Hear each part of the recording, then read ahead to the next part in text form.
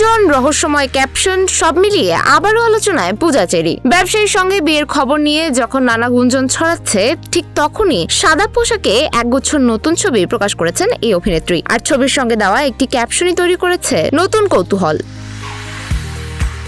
শনিবার দুপুরে নিজের ভেরিফাইড ফেসবুক পেজে ছবিগুলো পোস্ট করেন পূজা চেরি। সেখানেই তিনি লেখেন, নিঃশব্দেই হয়ে উঠেছি সেই নারী যাকে একদিন স্বপ্নে দেখেছিলাম।